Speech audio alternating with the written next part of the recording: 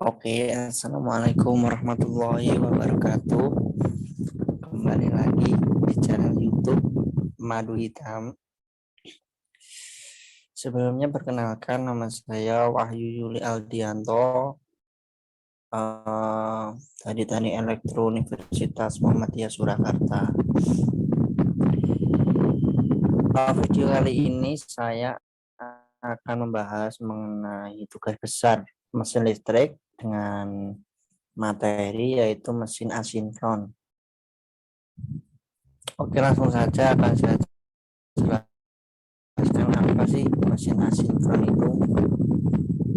Nah, jadi mesin asinkron biasa kita sebut dengan motor induksi, yaitu merupakan mesin listrik yang berfungsi mengkonversi energi listrik menjadi energi gerak berdasarkan prinsip induksi elektromagnetik. Jadi dari mesin ini yaitu untuk pergerakannya menggunakan sistem atau prinsip induksi elektromagnetik. Konstruksi yang kuat dan sederhana, khususnya motor dengan rotor sangkar tupai. Oke, selanjutnya yaitu arus starting. Nah, dalam bagian-bagian mesin asinkron ini ataupun dalam pengendalian ataupun dalam pengoperasiannya itu ada yang namanya arus starting. Apa sih arus starting itu? Nah, jadi arus starting ini arus starting yang ditarik oleh motor dapat mencapai 5-7 kali arus nominal. Jadi arus starting ini nominalnya itu lebih besar daripada arus nominal atau arus bawaan dari motornya sendiri. Besarnya arus ini dapat menyebabkan terjadinya penurunan tegangan sesaat yang besar. Namun tegangan pada sistem ini akan dapat menyebabkan gangguan pada peralatan lain, terutama pada peralatan-peralatan yang peka terhadap fluktuasi tegangan. Kemudian yang selanjutnya yaitu ada jenis-jenis untuk sistem starting pada motor asinkron sendiri, yaitu yang pertama starting direct on line atau yang bisa disebut DOL atau DOL, yaitu merupakan starting langsung motor yang akan dijalankan langsung di switch on ke sumber tegangan jala-jala sesuai dengan besar tegangan nominal motor itu. Artinya tidak perlu mengatur atau menurunkan tegangan pada saat starting. Nah, jadi tegangannya tetap. Untuk besar arus starting berkisar antara 5-7 kali arus nominal. Kemudian yang kedua yaitu start delta starter. Jenis starter ini mengurangi lonjakan arus dan torsi pada saat start. Tersusun atas 3 buah kontaktor, yaitu main kontaktor atau kontaktor pusatnya atau kontaktor intinya, kemudian start kontaktor dan juga delta kontaktor. Kemudian ada yang digunakan timer untuk mengalihkan dari start delta, maksudnya dari start ke delta, serta sebuah overload untuk mengantisipasi bila terjadi konsleting ataupun overload, overbeban. Jadi sistem relay ini fungsinya sebagai pengaman. Pada saat starter terhubung pada secara star. Jadi motor ini terhubung secara star untuk rangkaiannya. Gulungan star hanya menerima tegangan sekitar 0,578 seper-akar 3 dari tegangan len.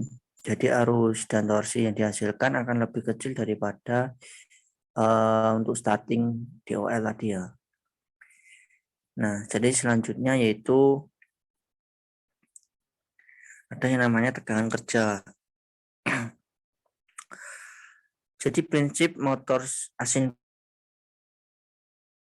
ini hampir sama dengan motor tipe sinkron, kecuali exciter eksternalnya. Motor ini juga disebut motor induksi, bekerja berdasarkan prinsip induksi elektromagnetik. di mana rotor pada motor ini tidak mendapatkan daya listrik melalui konduksi seperti pada motor DC. Motor ini tidak memiliki perangkat eksternal untuk menstimulasi rotor di dalam motor. Nah, ini perbedaannya dengan motor sinkron, yaitu pada perangkat eksternalnya. Dengan demikian, kecepatan rotor terutama tergantung pada induksi magnet yang tidak stabil. Medan elektromagnetik yang bervariasi dapat menyebabkan rotor berputar pada kecepatan yang lebih rendah daripada medan magnet stator. Ketika kecepatan rotor dan juga kecepatan medan magnet di dalam stator bervariasi, maka motor ini disebut sebagai motor asinkron. Variasi kecepatan bisa disebut dengan slip. Oke, yang selanjutnya yaitu daya dan ada torsi. Nah, untuk daya sendiri, daya mekanik atau PM yang dihasilkan oleh motor sama dengan daya yang dikirim pada rotor dikurangi rugi-rugi pada rotornya. Dengan rumus PM sama dengan 1 min S dikali dengan PR.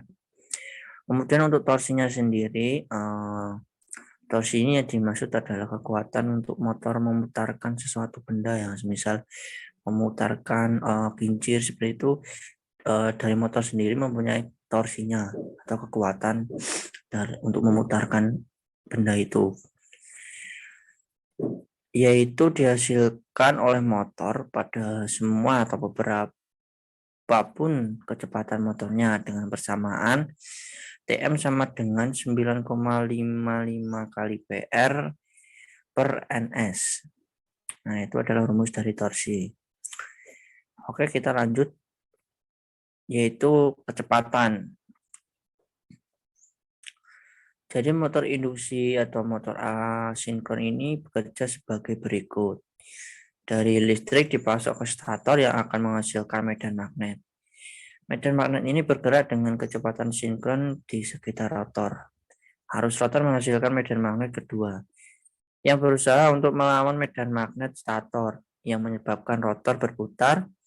Walaupun begitu, di dalam prakteknya rotor tidak pernah bekerja pada kecepatan sinkron, namun pada kecepatan dasar yang lebih rendah.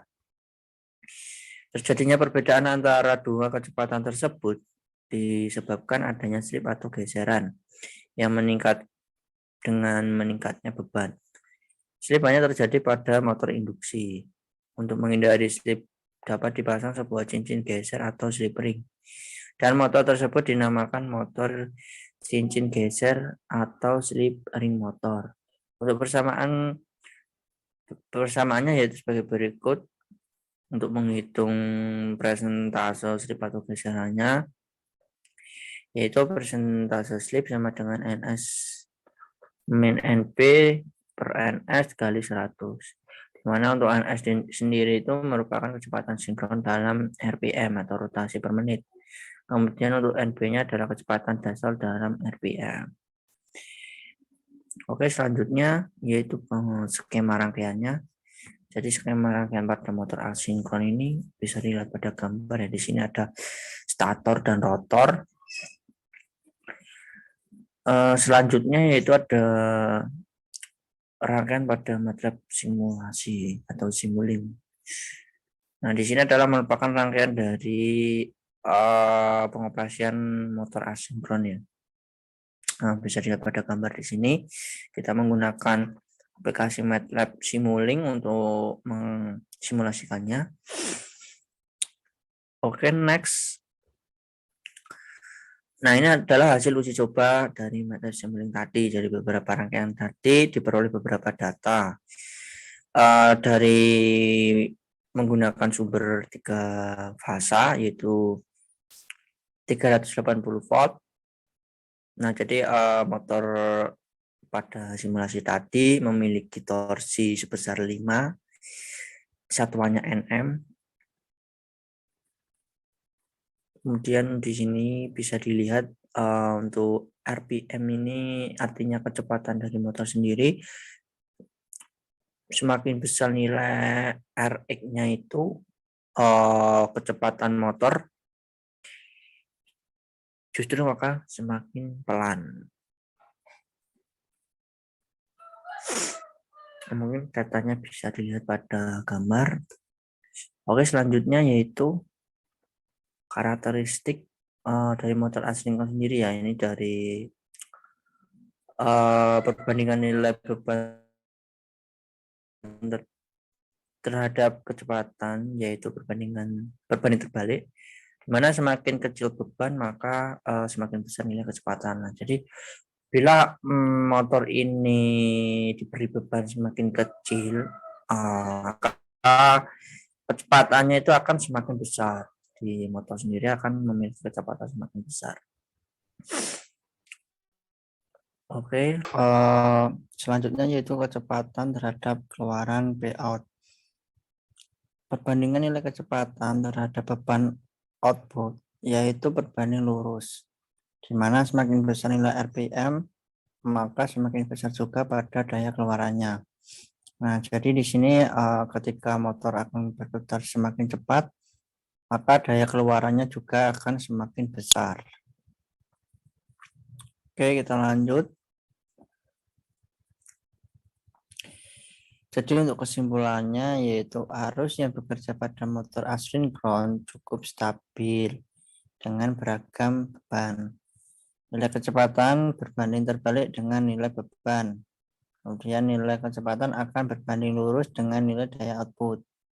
Yang keempat yaitu motor asinkron bekerja sebagaimana induksi elektromagnetik. Nah, mungkin dari presentasi yang saya berikan cukup sampai di sini. Bila masih ada kekurangan, mohon maaf. Jangan lupa follow IG Wahyu_Aldi28 untuk menambah relasi teman-teman semuanya. Bila ada yang tanya sesuatu bisa tanya melalui DM. Akhir kalam, wabillahi taufiq wal hidayah. Wassalamualaikum warahmatullahi wabarakatuh.